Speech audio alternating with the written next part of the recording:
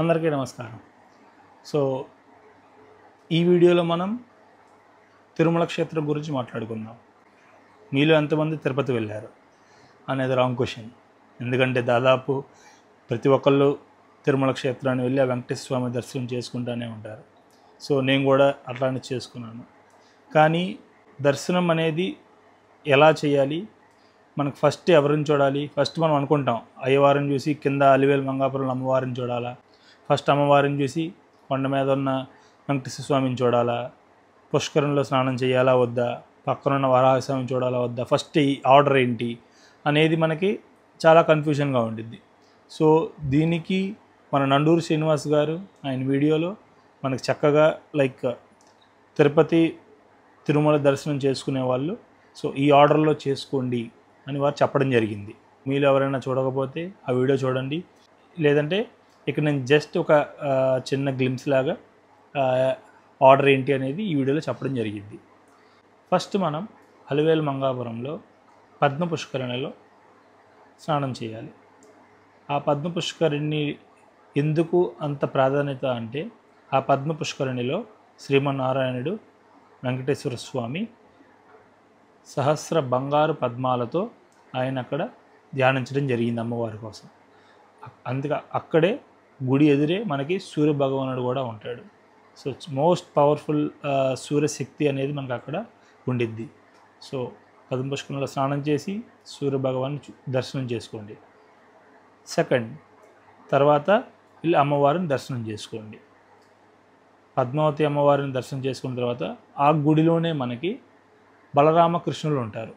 శ్రీకృష్ణ స్వామి ఏమో తపస్సు చేస్తూ ఉంటాడు, బలరామస్వామి ఏమో ఆయన తీర్థాలన్నీ తిరిగి, మీరు చూస్తే కనుక అక్కడ బలరామస్వామి కొంచెం అలిసిపోయినట్లు ఉంటారు. ఆయనకి అక్కడ చెప్పులు కూడా ఉంటాయి.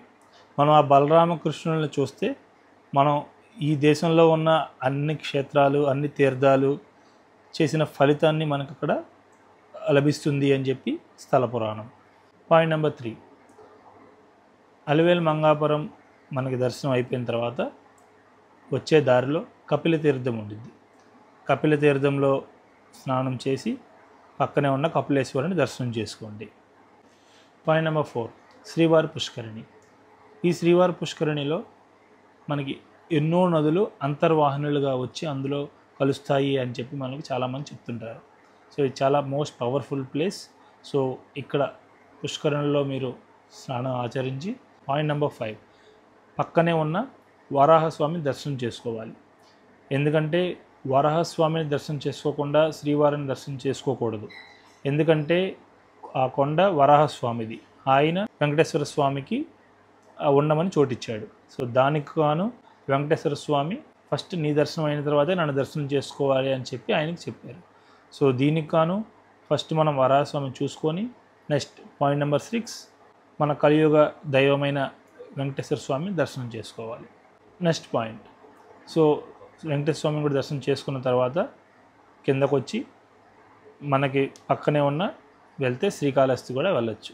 శ్రీకాళహస్తి వెళ్ళి శ్రీకాళహస్తిలో దర్శనం చేసుకొని తిరిగి ఇంటికి వెళ్ళొచ్చు. ఎందుకు లాస్ట్ శ్రీకాళహస్తి పెట్టారు, ఫస్ట్ పెట్టచ్చు కదా అంటే, అక్కడ మనకి మనకి కాలసర్ప దోషాలకు సంబంధించినవి రాహుకేతు పూజలు అవి చేస్తుంటారు. సో అట్లాంటివి చేసినప్పుడు డైరెక్ట్గా ఇంటికి వెళ్తాం అనేది జరిగిద్ది. దానికి కొంత ప్రాసెస్ ఉండిద్ది. సో అవి చేసుకుంటే మీరు కింద పనుకోవాలి, లేదంటే ఫుడ్ ఏంటి అనే దాని మీద కొన్ని ఉంటాయి. సో దానివల్ల మాత్రమే శ్రీకాళహస్తి క్షేత్రం అనేది ఆఖరిలో ఉంది. సో అది తప్పితే మరొకటి ఏమీ కాదు.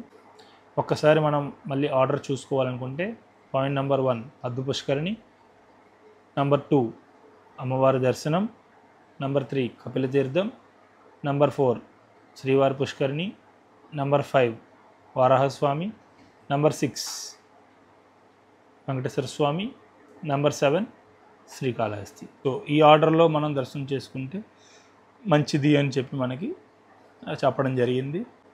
అందరూ తిరుమల వెళ్ళండి, స్వామివారి అనుగ్రహానికి ప్రాప్తులు కండి.